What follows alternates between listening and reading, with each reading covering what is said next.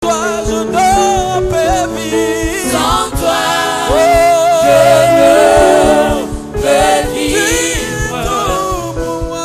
Tu es tout pour moi. Garde-moi, Seigneur. Garde-moi près de toi. Garde-moi, garde-moi. Garde-moi près de toi. Garde-moi, garde-moi. Garde-moi près de toi. Garde-moi, garde-moi. Garde-moi près de toi. Oh, garde-moi près de toi, Jésus. mon Dieu. Garde-moi près de toi. Majesté,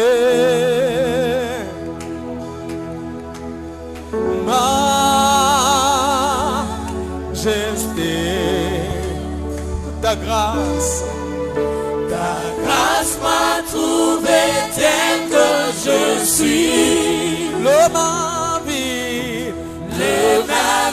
très vivant entre tes mains. oh majesté, Majesté, oh majesté, majesté, à jamais, jamais changé par ton amour. oh dans la présence, Dans la présence de ta majesté.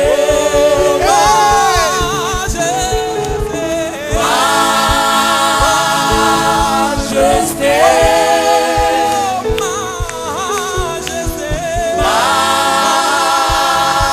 majesté. Ta grâce m'a trouvé tel que je suis. Ta grâce m'a trouvé tel que je suis. Les mains vides mais vivants entre tes mains. Les mains vides, mais vivants entre tes mains. Majesté, majesté.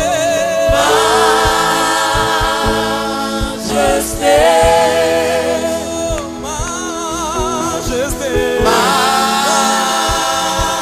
majesté. À jamais changé par ton amour. À jamais changé par ton amour. Dans la présence de ta majesté. La pluie de guérison. La pluie de guérison descend. La pluie de guérison descend. Hey. Je n'ai pas peur. Elle est là. Je n'ai pas peur. La pluie. La pluie de guérison descend. La pluie de guérison descend. Pluie ce matin. Je n'ai pas peur. Elle est là. Je n'ai pas peur. La pluie. La pluie de guérison descend. La pluie de guérison descend. Je n'ai pas peur. Elle est là. Je n'ai pas peur. La pluie de guérison. La pluie de guérison descend sur nous. La pluie de guérison descend. Je n'ai pas peur. Elle est là. Je n'ai pas peur. La pluie de guérison. La pluie de guérison descend. La pluie de guérison descend. Je n'ai pas peur. Je n'ai pas peur. Elle est là. Je n'ai pas peur. La pluie de guérison. La pluie de guérison descend. Jésus. La pluie de guérison descend. Je n'ai pas peur. Je n'ai pas peur. Elle est là. Je n'ai pas peur. La pluie de guérison. La pluie de guérison Elle descend. tombe sur La chacun pluie de de nous. La pluie de guérison guérison. Passola Lola. Je n'ai pas peur. Passola Lola. Passola Je Lola. n'ai pas peur. Yeah. Passola Lola. Hey. Passola Lola. Jésus, Jésus. Pasola Lola.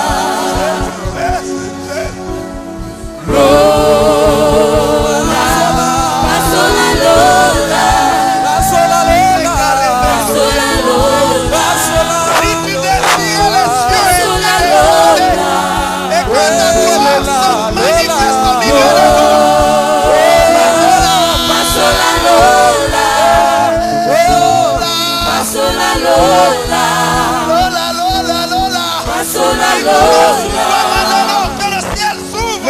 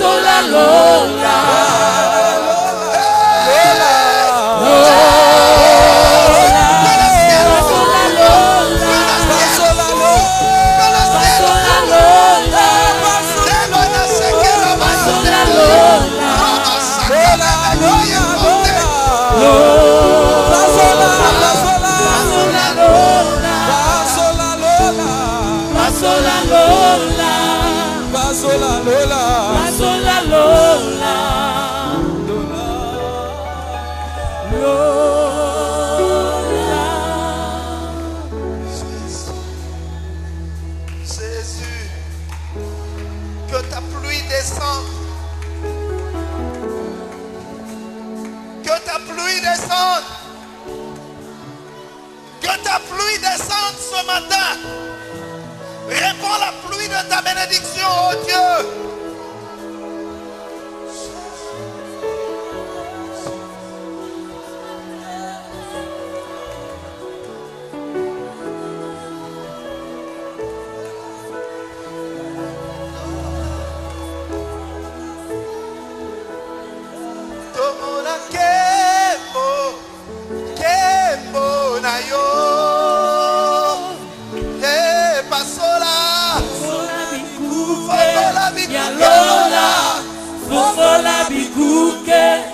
Lola tomona kemo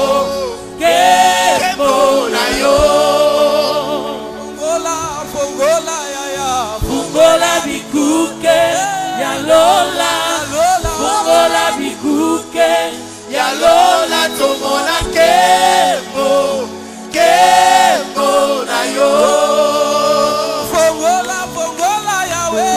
Fungola bikuke ya Lola.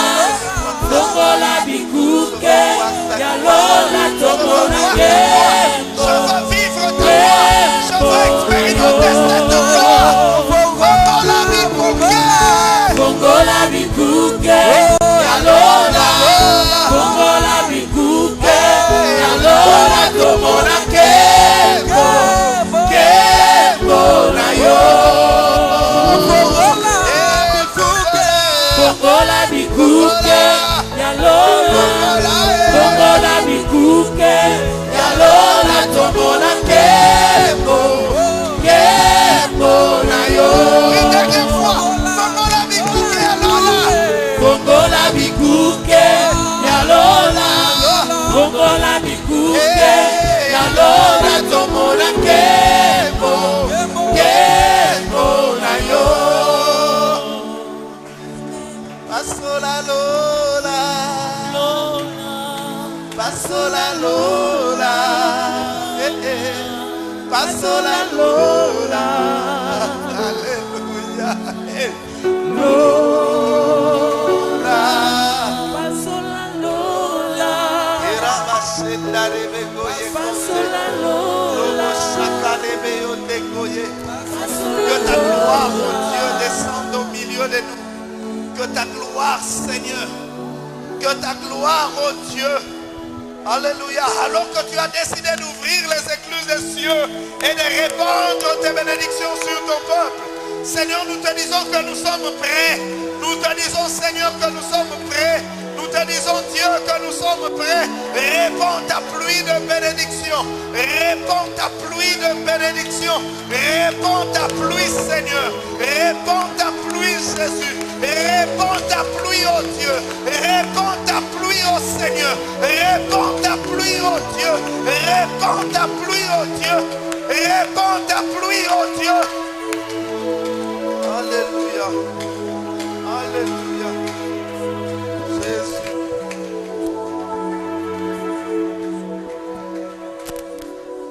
Nous voulons élever ton nom, Seigneur. Nous voulons proclamer ta gloire, Jésus. Et nous voulons t'acclamer comme un homme ne peut être acclamé. Nous voulons t'acclamer comme Dieu seul peut être acclamé.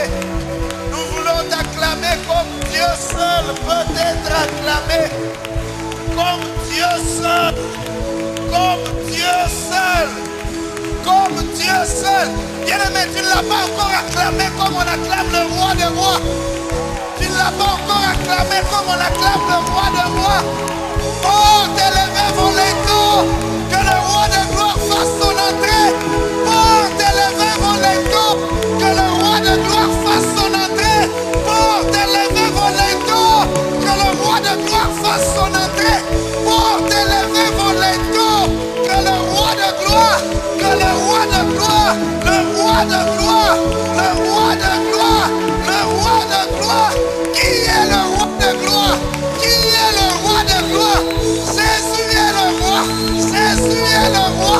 Jésus, Jésus, Jésus, Jésus, Jésus, Jésus, Jésus, Jésus. Alléluia. Alléluia.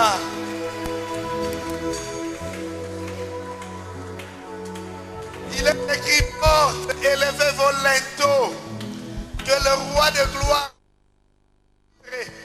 Lorsque le roi entre, le peuple se lève. Lorsque le roi entre, le peuple diminue encore, parce que le roi, Jésus est le roi, Jésus est le roi, Jésus est le roi, Jésus, Jésus, Jésus, Jésus. Alléluia, nous t'accueillons comme roi parmi nous. Nous proclamons ta seigneurie. Nous aimons que tu domines sur nous. Nous aimons que tu règnes sur nous. Amen. Shalom bien-aimé. Il y a des rois dans ce monde, mais il y a un roi qui est au-dessus de tous ces rois. Amen. Si nous nous levons pour ces rois du monde, si nous nous levons pour ces grands du monde, à combien plus forte raison ne le ferons-nous pas pour celui qui est au-dessus de ces rois? Ne soyons pas insensibles à la seigneurie de Jésus. Amen. Parce que celui qui s'abaisse à ses yeux devant les hommes, qu'est-ce que lui fait? Il l'élève. Amen. Que le Seigneur soit béni. Nous continuons avec notre série sur Moïse, le leader, et ce matin nous touchons à un autre épisode de la vie d'Israël, juste après la manne, juste après qu'ils aient bu l'eau du rocher. Nous sommes donc dans notre numéro 33, Moïse, le leader 33. Nous lisons Exode le chapitre 17, du 8e au 16e verset. Exode 17, 8 à 16. Exode chapitre 17, du 8e au 16e verset. Exode 17, 8 à 16. Si nous avons trouvé, nous lisons dans le nom du Seigneur. Amalek vint combattre Israël à Réphidim.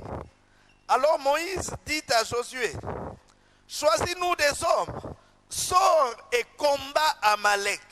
Demain je me tiendrai sur le sommet de la colline, la verge de Dieu dans ma main. Josué fit ce que lui avait dit Moïse, pour combattre Amalek. Et Moïse, Aaron et Hur montèrent au sommet de la colline. Lorsque Moïse élevait sa main, Israël était plus fort. Et lorsqu'il baissait sa main, Amalek était plus fort. Les mains de Moïse étant fatiguées. J'aimerais que tu soulignes là. Les mains de Moïse étant fatiguées. Ils prirent une pierre qu'ils placèrent sous lui et il s'assit dessus. Aaron et Hur soutenaient les mains de Moïse, l'un d'un côté, l'autre de l'autre, et ses mains restèrent fermes jusqu'au coucher du soleil. Et Josué vainquit, soulignez encore là, Josué vainquit Amalek et son peuple au tranchant de l'épée.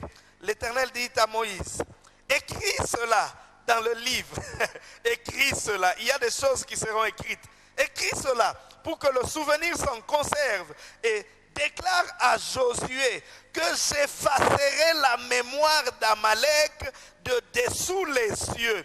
Moïse bâtit un autel et lui donna pour nom l'Éternel est ma bannière, Jéhovah Nissi. Il dit, parce que la main a été levée sur le trône de l'Éternel, il y aura guerre de l'Éternel contre Amalek de génération en génération. Est-ce que quelqu'un peut accueillir cette parole?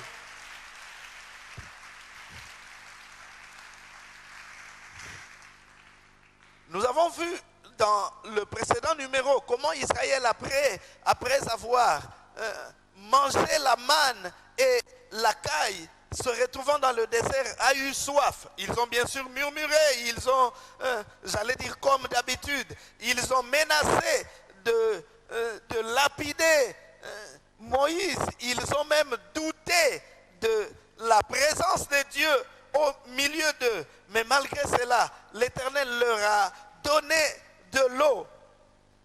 Ils avaient donc mangé et après ils ont bu.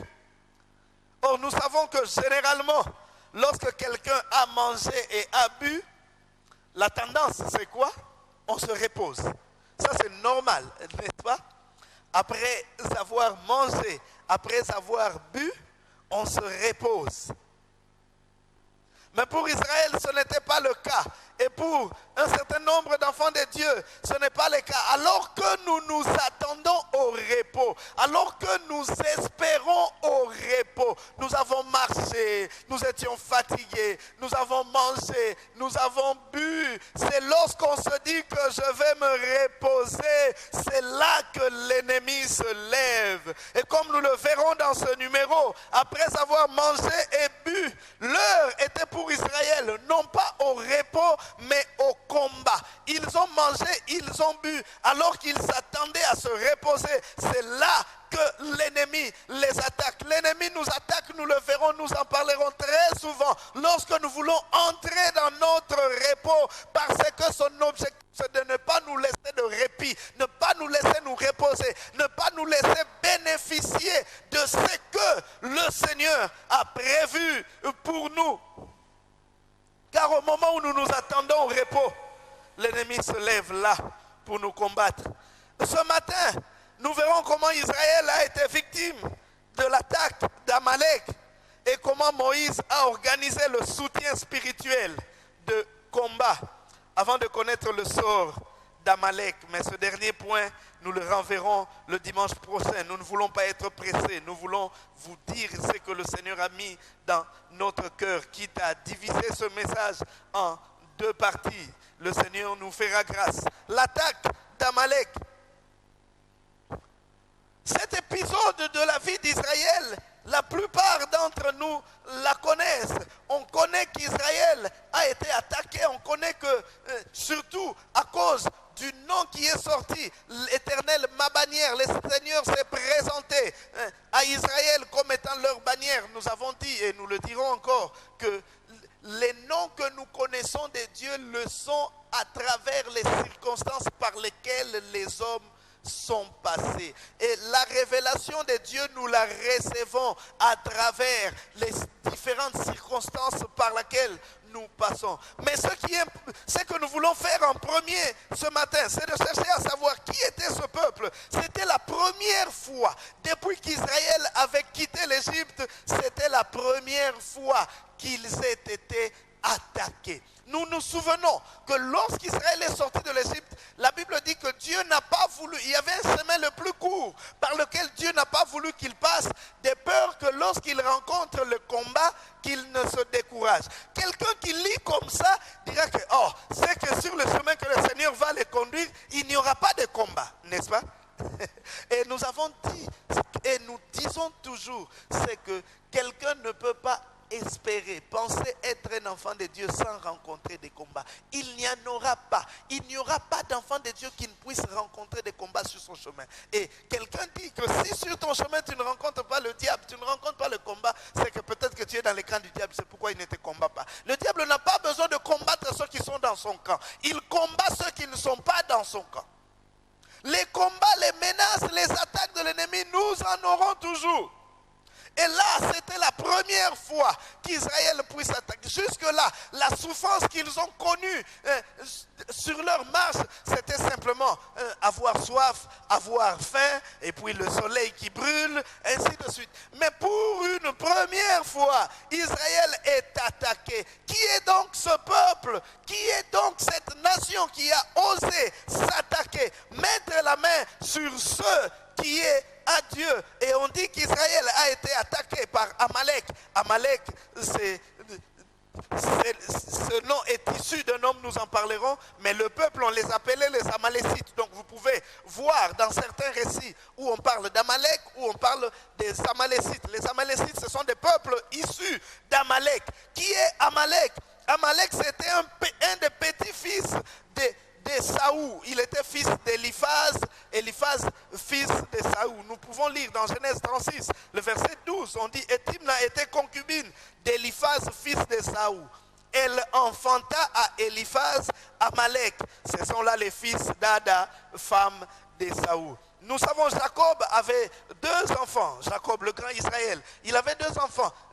Qu'est-ce que je dis? Isaac avait deux enfants, Jacob et Ésaü. Jacob, c'était l'enfant qui a porté la promesse. C'est lui qui a hérité de la bénédiction d'Abraham. Importance aux choses spirituelles. Il a facilement vendu son droit d'aînesse à cause d'un repas. Mais pas seulement ça. Il est allé épouser des filles des Philistins, dont l'Éternel avait interdit.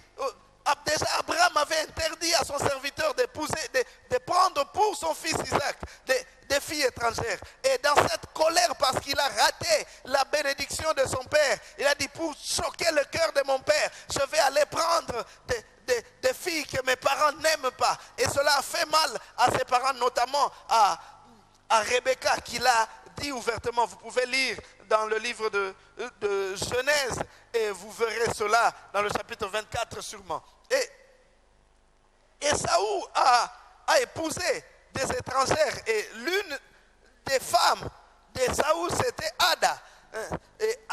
Et de Ada est issu Éliphaz, fils d'Ésaü, et Éliphaz a donné naissance à Amalek.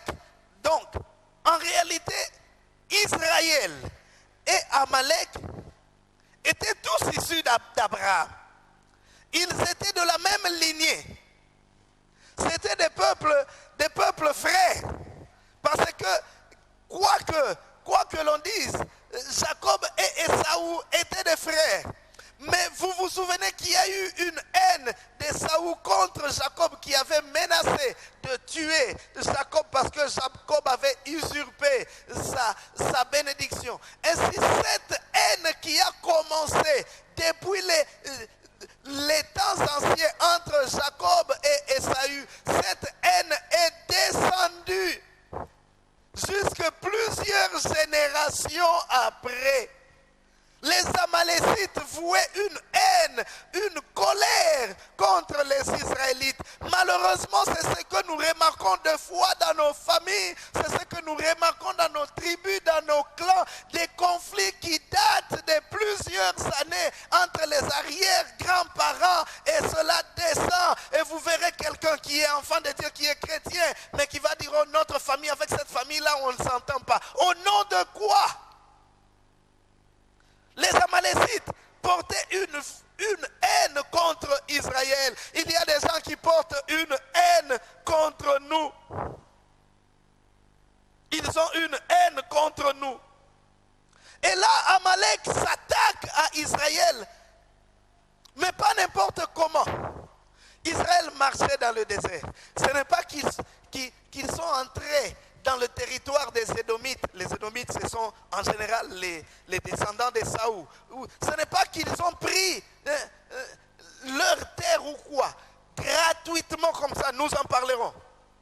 Mais surtout, ils les ont attaqués par derrière, c'est-à-dire par surprise. Vous savez, lorsque un peuple qui est nombreux marche, généralement ceux qui restent derrière, ce sont peut-être les vieillards, les malades, et ainsi de suite. Et Amalek s'est attaqué à cette partie d'Israël. Si nous lisons Deutéronome, le chapitre 25, à partir du 17e verset, là, l'événement a déjà eu lieu et Dieu rappelle le souvenir. Il dit, souviens-toi de ce que te fit Amalek pendant la route lors de votre sortie d'Égypte, comment il te rencontra dans le chemin et sans aucune crainte de Dieu tomba sur toi par derrière, sur tous ceux qui se traînent les derniers, pendant que tu étais là et épuisé toi-même. Lorsque l'Éternel ton Dieu, après t'avoir délivré de tous les ennemis qui t'entourent, t'accordera du repos dans le pays que l'Éternel ton Dieu te donne en héritage et en propriété, tu effaceras la mémoire d'Amalek de dessus les cieux et ne l'oublie point. Ce passage, nous le gardons, la dernière partie de ce passage, nous le garderons pour le dimanche prochain. Il y a des personnes qui nous feront la guerre sans raison, simplement par méchanceté. Vous savez, des fois, on croit que non, je vais être bon avec tout le monde, je vais être gentil avec tout le monde, je ne vais pas parler en mal de quelqu'un, je vais tout faire bien comme ça. Personne n'aura une dent contre moi, personne ne fera bien, mais dans la vie, ce n'est pas comme ça. Il y a des gens qui t'attaqueront. Il y a des gens qui te feront du mal. Tu t'assois, tu réfléchis, tu te dis, mais qu'est-ce que je lui ai fait? Tu n'as pas besoin de faire quelque chose contre quelqu'un pour qu'il te fasse du mal. Il y a des gens qui te feront du mal gratuitement comme ça, simplement parce qu'ils ne veulent pas que tu avances, simplement parce qu'ils ne veulent pas que tu entres dans le repos de Dieu. Alors ne te pose même pas la question, qu'est-ce que je lui ai fait? Tu n'as pas besoin de lui faire quelque chose.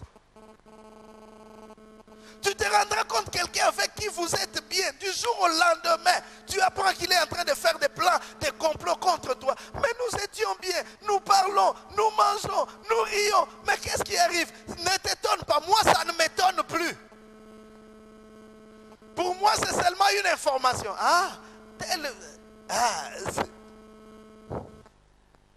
Dernièrement j'apprenais que même un pasteur dit, c'est Lundala, je vais prendre tous ces fidèles. Ça va, c'est très bien, viens les prendre.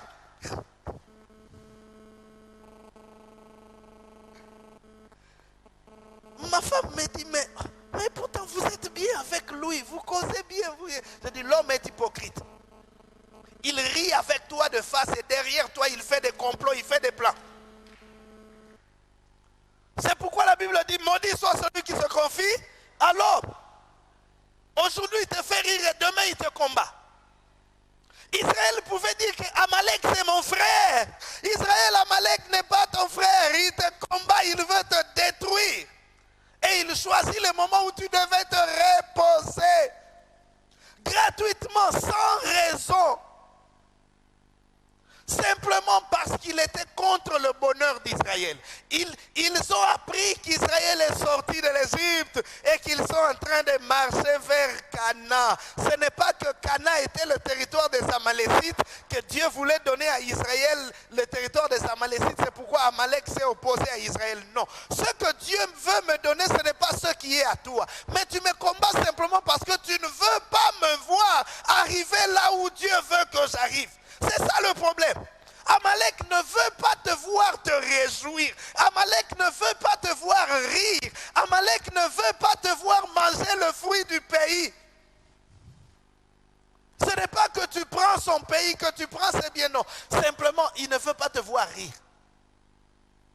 Il y a des gens comme ça. Il ne veut pas voir quelqu'un rire. Il ne veut pas voir quelqu'un dans la joie. Il ne veut pas voir quelqu'un dans la paix. Il doit tout faire pour troubler la paix dans votre foyer. Simplement parce qu'il n'est pas content que vous soyez bien. Et puis, qu'est-ce qu'ils veulent montrer? Que ce sont eux seulement qui sont mariés. Et puis, ils marchent là sur l'avenue, ils se tiennent la main. Qu'est-ce qu'ils veulent montrer? Quand on se tient la main, on ne montre rien. Nous démontrons notre amour l'un vis-à-vis de l'autre. Ce n'est pas pour vous. Quand je me marie là, ce n'est pas ton mariage que je prends. Ça, c'est mon mariage. Attends, le Seigneur te donnera ce qui est à toi. Il y a des gens qui pensent toujours que ce que les autres reçoivent, c'est ce qui devait leur revenir. Souvenez-vous que je vous dis toujours que devant Dieu, chacun de nous est dans son couloir. J'avais posé une question un jour. Lorsque tu vois ton frère, ta soeur, recevoir ce pour lequel toi tu priais, qu'est-ce qui se passe dans ton cœur? C'est là qu'on comprend si on est réellement enfant de Dieu ou non. Je prie pour avoir un emploi, surtout dans cette entreprise-là. Et puis un de mes frères vient me dire, ah mon frère, j'ai une bonne nouvelle à t'annoncer. Tu sais, cette entreprise-là, on m'a pris. C'est l'entreprise que toi tu désirais. Ou c'est le poste que tu désirais. Et tu apprends que l'autre a pris. Qu'est-ce qui se passe dans ton cœur? Es-tu content? Ou tu es content des lèvres, dans ton cœur tu grinces les dents? Mon frère, félicitations. Ah, toi, attends, je te détruirai comme ça, moi je prendrai cette place-là. Il y a des hommes qui nous entourent, qui sont méchants.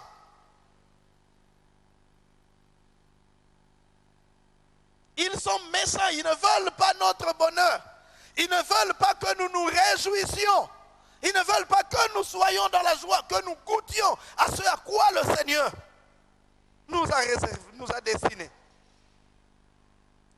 Amalek a attaqué Israël après que ce dernier ait mangé et bu et devait se reposer. Nous en avons parlé. Et le lieu où Amalek a attaqué Israël s'appelle Rephidim. Rephidim signifie repos. Israël est arrivé à Rephidim. Ils ont bu de l'eau. Et ils se disaient, après avoir mangé, nous avons bu de l'eau, nous allons nous reposer. Le Seigneur, dans notre marche, prévoit toujours pour nous des lieux de repos. Mange et bois car la route est longue. Mais l'ennemi, dans son plan contre nous, cherche toujours à troubler notre repos parce qu'il est contre notre bonheur, parce qu'il refuse à ce que nous entrions dans le repos du Seigneur. Il vient troubler notre tranquillité, notre quiétude. Il vient troubler notre repos. Israël venait de boire et il voulait se reposer. Et ils apprennent que derrière, il y a les ennemis, les Amalécites, qui sont en train de nous attaquer par derrière. Oh, mais nous voulions nous reposer. Nous avons marché, nous avons souffert de la chaleur. Et là, nous voulions boire de l'eau et nous reposer. L'ennemi t'attaquera au moment où tu voudras te reposer. C'est pourquoi je vous dis toujours, c'est que même après avoir organisé une activité, après l'activité, ce n'est pas le repos. Soyez sur votre garde parce que c'est à ce moment-là que l'ennemi va vous attaquer. Amen. C'est à ce moment-là que l'ennemi va vous attaquer. Soyez sur vos gardes. Parce que généralement, après avoir réussi une activité, nous avons tendance à dire, oh, je vais me reposer, j'ai beaucoup prié, je vais me reposer. C'est pendant que tu vas te reposer que l'ennemi va te frapper. Amalek a frappé, a attaqué Israël par derrière. Et devant cette attaque, Moïse Moïse a procédé à une certaine organisation afin de combattre cet ennemi redoutable. Israël est attaqué par Amalek. Moïse organise la riposte, car Moïse était un bon leader. Un bon leader, un bon responsable. Ça ne sera pas celui qui fait tout ou qui s'arroge les tâches les plus importantes, mais plutôt celui qui sait donner à chacun un rôle qu'il peut jouer avec efficacité. Moïse marchait avec Dieu. Moïse parlait avec Dieu comme un homme parle à son ami. Moïse avait la certitude, l'assurance de la part du Seigneur que le Seigneur les défendrait chaque fois qu'ils étaient attaqués. Alors qu'ils sont attaqués par les Amalécites, Moïse ne dit pas non, vous tous reculez. Moi je vais aller, je vais attaquer, je vais contre-attaquer, remporter la victoire sur Amalek, comme ça mon nom restera glorieux. Non, un bon leader, ce n'est pas celui qui fait tout. Un bon leader, ce n'est pas celui qui s'arroge les tâches les plus importantes pour laisser les miettes aux autres. Mais un bon leader, c'est plutôt celui qui sait déceler les qualités dans les autres et les faire valoir. Je ne saurais pas faire tout, je ne pourrais pas faire tout et je ne saurais pas faire tout. J'ai besoin de déceler les qualités. Elles peuvent mieux faire ça. Toi, je te mets là, comme ça tu fais. Je ne vais pas dire non, non, non. Si je les mets là, les gens vont le voir lui, et puis ils vont dire que c'est lui qui est grand. Non, un bon responsable, un bon leader cherche les qualités dans les autres. Il y a certaines qualités qui ne sont pas évidentes, qui sont cachées, et il cherche à les faire sortir. Amen. Même s'il faudra pour cela que lui disparaisse et que l'autre apparaisse. Regardez ce qui se passe. Moïse organise les choses. Il ne dit pas moi je vais au front, Josué, toi va prier avec Aaron. Non, il dit Josué, toi, va au front, moi, je vais où? Non, Moïse, on ne fait pas comme ça. Tu laisses Josué aller combattre, remporter la victoire, et puis toi, tu es en cachette dans la chambre haute, tu pries. Non! Tu es leader, il faut que ce soit toi qui apparaisse. Il faut que ce soit toi. C'est pourquoi il y a certaines personnes qui pensent que dans la vie, le monde se résume à eux. Ce qui doit être fait de bien ne doit être fait que par eux. Alors qu'il y a peut-être quelqu'un d'autre qui peut mieux faire les choses que toi. Place-le devant, la victoire sera pour tout le peuple. Nous manquons des fois de remporter la victoire parce qu'on ne veut pas laisser passer quelqu'un d'autre. Ça doit être moi, ça doit être moi. Qui te dit que c'est forcément par toi que l'Éternel donnera la victoire? Qui te dit que c'est par toi que l'Éternel donnera la victoire? Moïse a organisé les choses. Il laisse passer Josué devant. Et comme nous le verrons plus tard, la Bible dit que Josué bâtit Amalek. La Bible ne dit pas que Moïse bâtit Amalek. Josué bâtit Amalek. Mais cette victoire-là, en fin de compte, la gloire reviendra en fait à Moïse. Parce que Josué, c'est Moïse qui l'a placé. Lorsque quelqu'un que je place remporte la victoire, je suis heureux. Même si ce n'est pas moi qui suis au premier plan. Tu es dans l'entreprise, parce que tu es chef de département, toutes les missions. Depuis janvier jusqu'en décembre, toutes les missions, c'est seulement toi. Même les petites missions à King Konzi ici, non, non, non, non, non, c'est moi. Parce que tu veux manger les frais des missions. Laisse les autres partir. Est-ce que quelqu'un me comprend ce matin? Laisse les autres partir. Laisse les autres aussi prendre le devant. Il y a des choses que tu ne sauras pas faire, mais dont les capacités se trouvent dans les autres. Le Seigneur nous a placés de manière à ce que nous soyons complémentaires les uns des autres. Moi, je ne sais pas faire ceci, l'autre pourra le faire. Mais à la fin, la victoire revient au groupe. humain. Même si la Bible dit que c'est Josué qui a bâti Amalek, c'est Josué seul qui a avancé. Non, c'est tout le peuple qui a avancé. Or, si Moïse avait dit non, ça doit être moi. Peut-être que ce jour-là, le Seigneur n'avait pas réservé la victoire à Moïse. Si Israël est bâti, Israël recule. C'est tout le peuple qui allait reculer à cause de l'égoïsme d'un homme, à cause de l'égocentrisme d'un homme qui pense qu'il est au centre, le centre de la terre et que tout ne doit se faire que par lui. Même si tu es Mobutu, même Mobutu avait reconnu que le président fondateur seul ne peut rien. Mais avec l'appui de tout son peuple, il peut tout. Les anciens connaissent ce discours-là. Bon, il y a des gens qui sont nés dans la génération Kadougou. Tu ne peux rien tout seul. Profite des talents, profite des dons des autres, profite des capacités des autres. Moïse dit non, non, non, non, non. Cette fois-là, moi je ne descends pas. Moi je vais prier. Josué, toi, va combattre.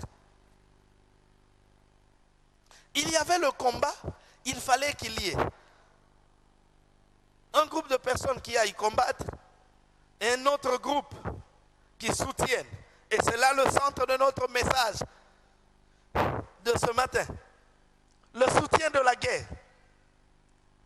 Nous disons que la guerre ne se gagne pas seulement avec la force, mais aussi avec l'intelligence, une bonne stratégie et surtout avec l'appui de l'Éternel. Il y a des gens qui sont forts, mais qui n'ont pas remporté de victoire. Il faut quelque part user de l'intelligence. Il faut quelque part avoir des bonnes stratégies. Il y a des personnes, ce n'est pas qu'ils ne savent pas faire les choses. Ils savent faire les choses, mais ce qui lui manque, ce sont des stratégies. Ce n'est pas qu'il n'en a pas les capacités. Il en a les capacités, mais il n'a pas de bonnes stratégies. Il y a une pensée que je dis toujours, c'est qu'il n'y a pas de mauvais terrain, il n'y a que de mauvaises stratégies. Car à la particularité de chaque terrain, il y a une stratégie particulière à adopter. Ainsi, il faudrait avoir l'intelligence. C'est pourquoi autrefois nous avions parlé du renouvellement de l'intelligence. Il faut avoir l'intelligence pour savoir qu'en ce temps ici, nous ne devons pas combattre comme d'habitude. Non, non, non, non, non. Ce n'est pas. Moïse a compris que ce n'était pas une guerre classique et que au-delà de l'aspect militaire du combat, il y avait l'aspect spirituel qu'il faudrait prendre en compte. C'est pourquoi, s'il te plaît, lorsque les problèmes arrivent, ne regarde pas seulement l'aspect humain, ne regarde pas seulement l'aspect physique, mais considère également l'aspect spirituel de la chose. Plusieurs ont été battus simplement parce qu'ils n'ont pas eu le soutien spirituel nécessaire. L'intelligence, il l'a. Les stratégies, il les développe. Mais l'appui de Dieu, il ne l'a pas. Or, c'est cela qui est essentiel à toute victoire. Nous n'avons pas que besoin de la force, nous avons également besoin de l'intelligence qui nous conduira à réfléchir pour savoir ce qu'il faut faire afin de remporter la victoire. Mais par-dessus tout, nous avons besoin d'avoir la révélation de Dieu pour savoir ce qu'il nous faut faire. Je ne sais pas si cela était fait.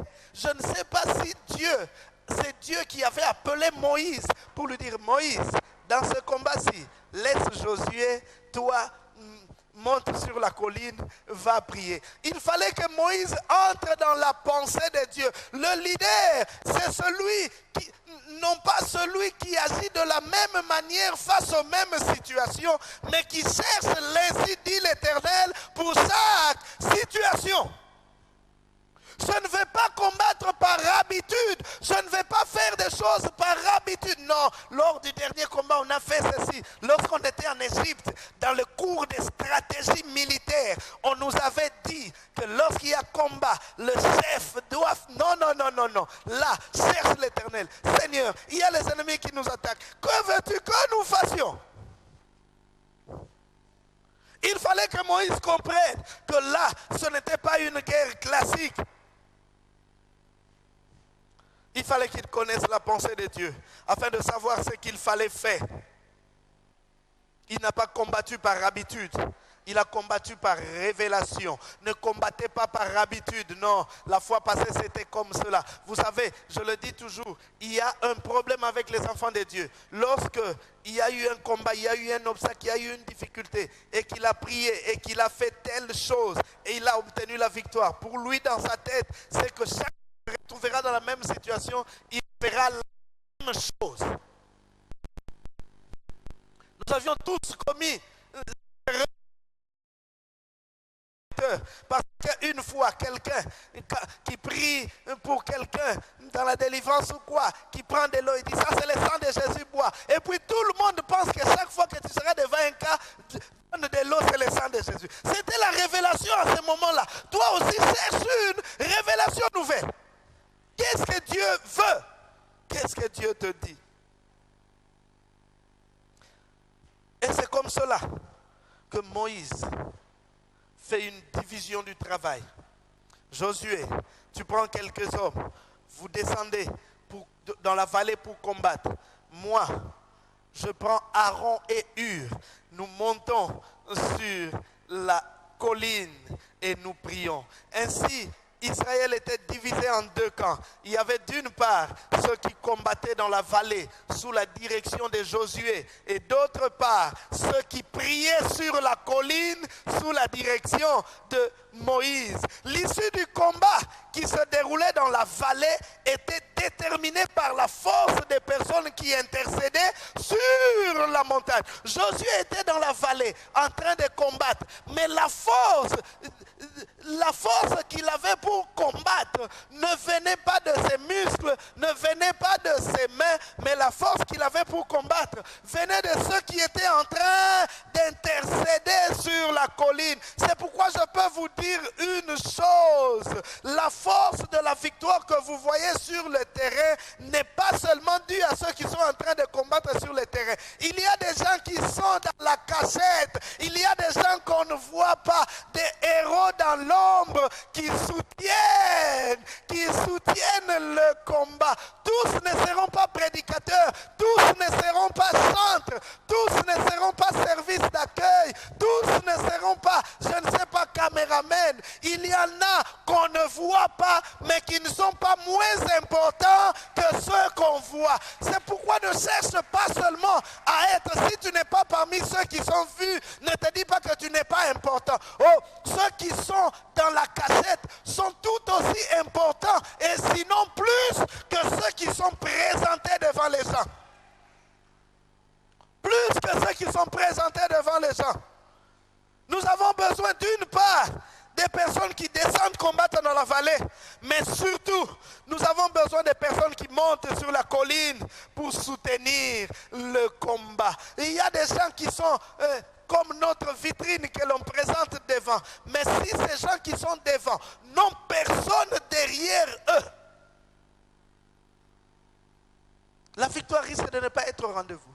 Ainsi, ceux qui sont derrière ne sont pas moins importants. Ceux qui ne sont pas visibles. Le pasteur ne va pas se frapper la poitrine pour dire que non, si cette œuvre tient, c'est grâce à moi. Non, il y a des personnes qui soutiennent l'œuvre. Je vous ai parlé un jour ici d'une église, quelque part dans le pays. Ils étaient en train de prier. Ils étaient en train de prier. Et un dimanche, une parole de connaissance sort. Le Seigneur dit, ainsi parle l'Éternel.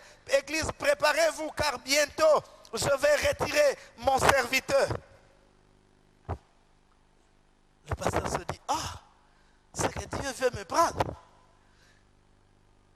Il arrange avec tous ceux qui devaient arranger. Madame, tu es ma femme. On a vécu plusieurs années ensemble. Si je t'ai fait du mal, pardonne-moi. En tout cas, tu es ma femme. Je veux que ma voix soit ouverte vers le ciel. Tu as entendu toi-même, le Seigneur veut me prendre. S'il avait des dettes, il paye les dettes. Il arrange les documents de l'église. Il dit, je ne veux pas qu'un jour au ciel, on me reproche d'avoir travaillé avec négligence. Deuxième dimanche, le même message sort. Église, préparez-vous, car je vais retirer mon serviteur.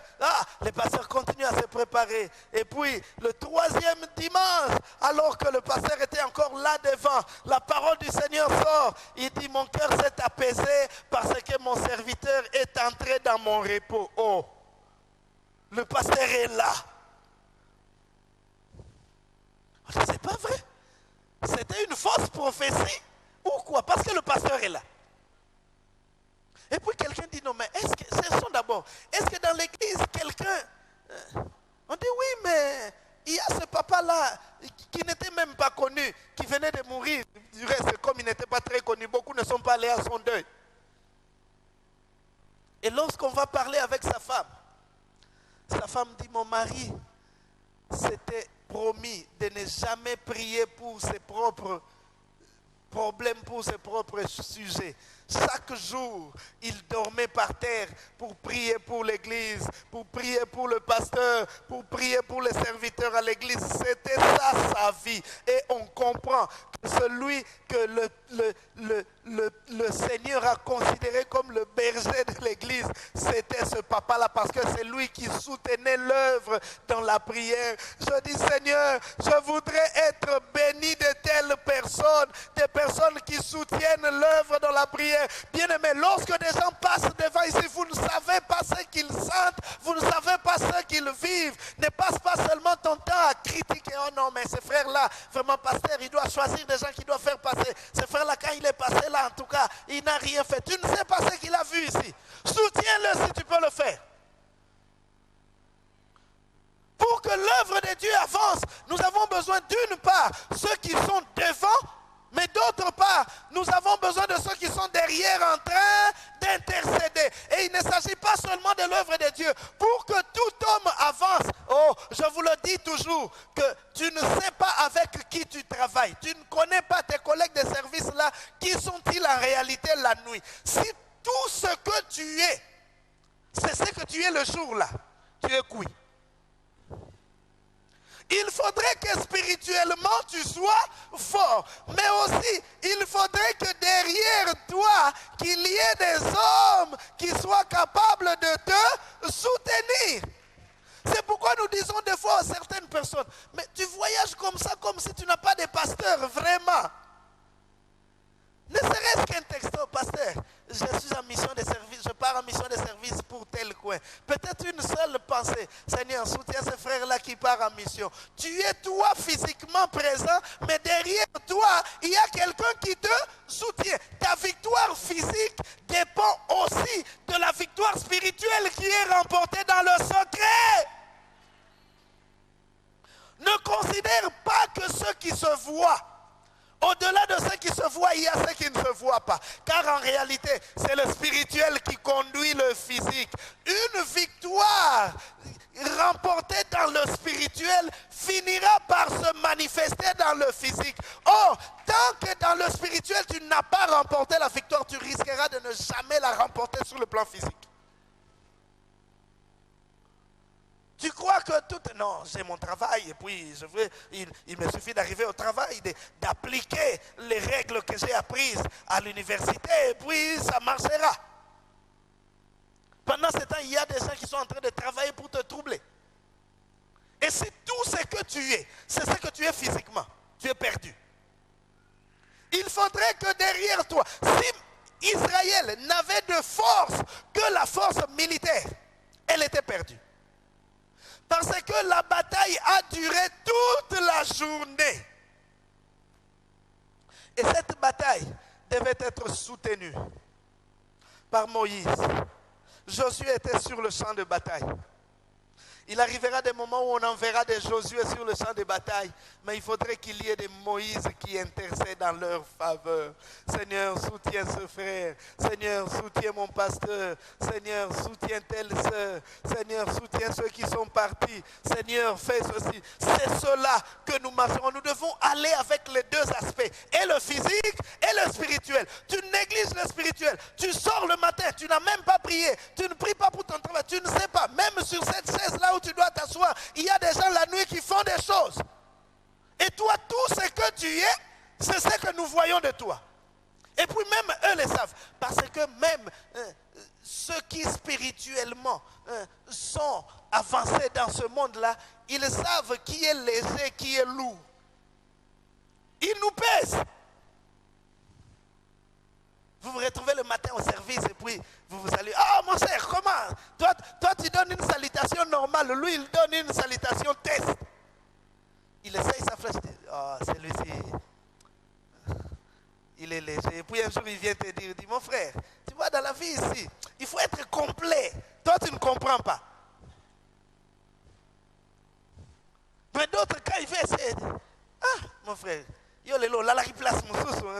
Mikolonio, son là, la place moussous.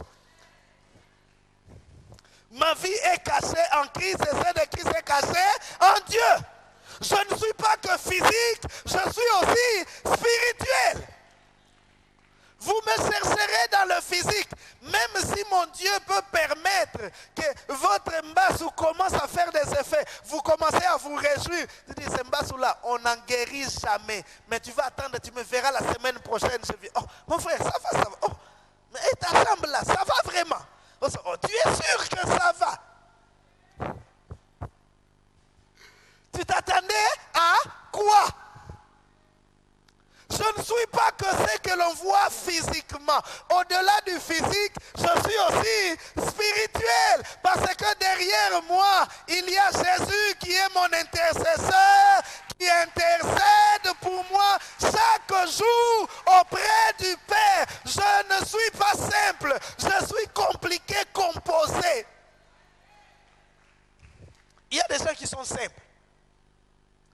Même dans leurs réponses, c'est ça qu'ils disent. Mon frère, tu es qui à l'église? Oh non, on dit simple. Oui, tu es simple. Moi, je ne suis pas simple, je suis composé, compliqué. Même lorsque le véhicule fait les tonneaux, je sors. Parce que je suis compliqué. Je suis compliqué. Parce que celui qui me garde n'est pas sur la terre. Celui qui me garde est au ciel. Avant de m'avoir, il faut commencer. Ayo, Amalek, laisse-moi te donner un conseil. Si tu veux avoir Josué, si tu veux avoir Israël, ne t'attaque pas à Josué. Il faut commencer d'abord à la montagne. Si tu t'attaques à Moïse dans la montagne, Josué sera faible. Mais tant que sur la montagne, Moïse est fort. Tant que sur la montagne, les mains de Moïse sont debout, Josué ne faiblira pas. Tant que là-haut, Jésus me soutient. Même si tu sembles prendre le dessus, je l'emporterai sur toi. Je l'emporterai sur toi. Josué était en train de combattre. Sur le champ de bataille, Moïse était au-dessus. Et j'ai trouvé une chose très intéressante. C'est que heureusement pour nous, que Jésus remplit les deux fonctions, et de Josué et de Moïse. Dans les champs de bataille, il est avec moi, il combat pour moi. Et sur la colline, il est avec moi, il intercède pour moi. Il est mon intercesseur auprès de Dieu. Amen. Quelle assurance que d'avoir quelqu'un qui te soutient. Josué qui était sur le champ de bataille savait que je ne suis pas seul. Mon père Moïse est sur la colline, il me soutient. Non, jamais tout seul. Oh non, jamais tout seul. Jésus, Jésus mon sauveur me garde. Je ne suis jamais tout seul. Je ne suis pas seul. Tu es en train de me voir seul sur le champ de bataille. Mais derrière moi, je suis soutenu. Alors ne sois pas seul. Ne marche pas seul. Ne vis pas seul. Il y a des gens qui viennent, ils viennent à l'église. Tel qu'il vient, c'est comme ça qu'il rentre. Il est venu seul, il rentre seul.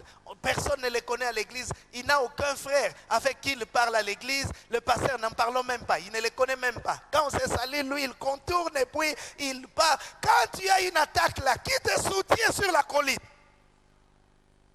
Qui te soutient sur la colline?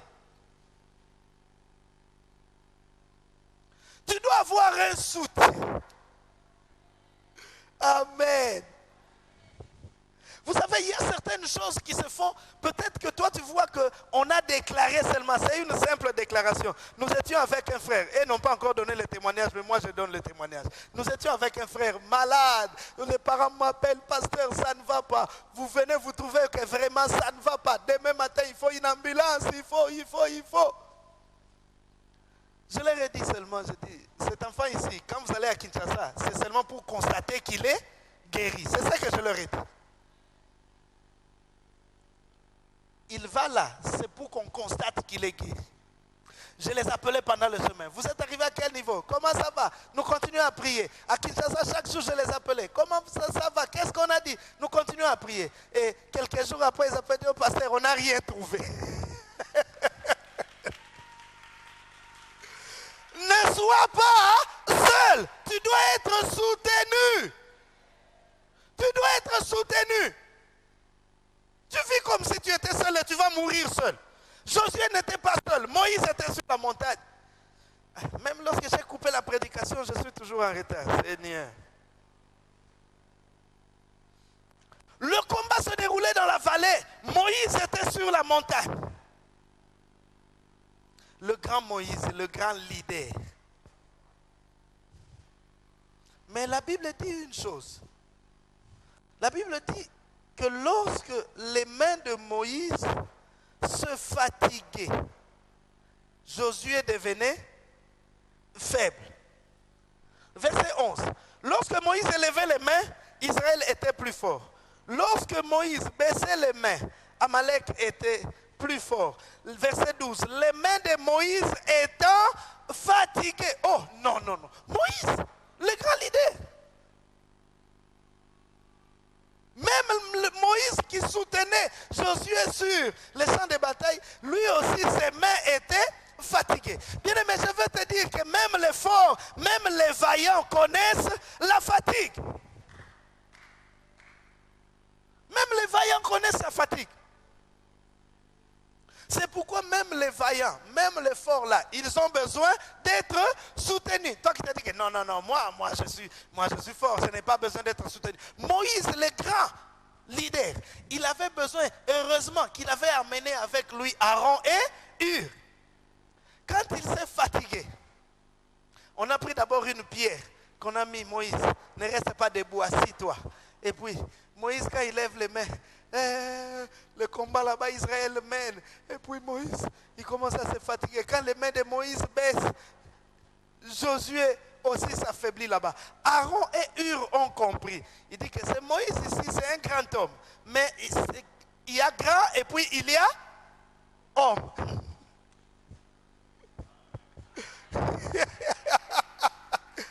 Il y a grand et puis il y a homme. Même s'il est grand, comme c'est un homme, c'est qu'il connaîtra la fatigue. Alors soutenons-le. Il y a des gens qui passent et disent non, mais le pasteur, non. Toi-même, tu n'entends pas comment il nous prêche là. Non, notre pasteur, lui, il est déjà fort. Il n'a pas besoin de notre soutien. Même ton pasteur a besoin de ton soutien. J'ai besoin d'avoir avec moi des Aaron et des Hur qui, lorsque je serai fatigué à soutenir le combat de ce peuple, qu'ils me tiennent pour que les mains restent debout. Oh, je dis à quelqu'un, ne me critique pas, mais prie pour moi. Ne me combat pas, mais prie pour moi. Ne me déclasse pas, mais prie pour moi. Car même les forts connaissent la fatigue. Ne te crois pas que tu es fort, tu ne te fatigueras jamais, tu connaîtras la fatigue. Non, vous savez, moi, j'ai commencé la vie chrétienne en 1969 et puis, non, nous on est forts. Même les vaillants connaissent la fatigue. Tu te fatigueras. Tu as besoin d'avoir à tes côtés des Aaron et des Hur qui te soutiendront. Tu as besoin d'avoir avec toi des Aaron et des Hur qui te soutiendront. Moïse n'était qu'un homme.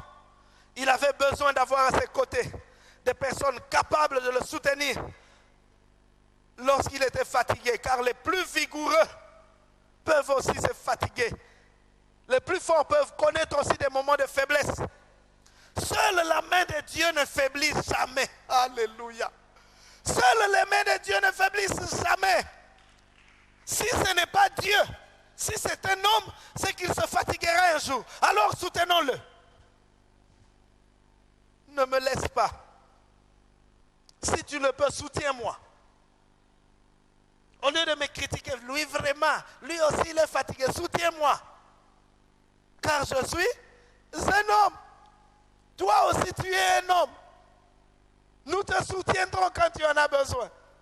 Parce qu'on sait que même les hommes forts connaissent leurs moments de faiblesse. Même les hommes forts connaissent leurs moments de faiblesse. Ainsi nous constatons que l'avantage sur l'ennemi était lié à la position des bras de Moïse. L'avantage sur le terrain était lié à la position des bras de Moïse. Quand il avait les mains, parce qu'il tenait entre ses mains la verge de Dieu, tant que c'était levé, Josué là-bas remportait la victoire. C'est comme cela que les choses se passent. Moïse avait besoin d'avoir à ses côtés Aaron et Hur pour le soutenir. Et sans l'action de Aaron et Hur, la victoire sur le terrain n'allait pas être possible. Ainsi, la victoire que Josué a remportée dans la vallée était un bel exemple de l'esprit d'équipe qui devrait nous caractériser afin que nous puissions remporter des victoires. D'une part, il y a Josué qui est sur le champ de bataille. De l'autre part, il y a Moïse qui est en train d'intercéder. Mais comme Moïse est un homme, quand Moïse connaît la fatigue, Moïse lui aussi a besoin d'Aaron et Hur pour les soutenir. Amen. Alors que les gens sur le terrain ne voyaient que la victoire de Josué. Mais et Josué, et Moïse, et Aaron et Hur savaient que cette victoire-là, c'est l'équipe. Amen. Pendant que le prédicateur prêche et puis le culte s'est bien passé, les gens disent, oh, ce prédicateur est merveilleux en tout cas. Mais même ce prédicateur-là sait que derrière moi, il y a une équipe. Ne cherche pas une victoire individuelle. Aucun joueur de football, aussi meilleur qu'il soit, ne peut jouer seul contre 11 joueurs de l'équipe adverse. Il perdra. Je ne sais pas si tu me comprends. Tu es meilleur. Tu sais faire des choses, oui. Mais tu perds parce que tu es seul. Ce n'est pas que tu ne sais pas, mais parce que tu es seul, c'est pourquoi tu perds. Seul, c'est pourquoi tu travailles seul, c'est pourquoi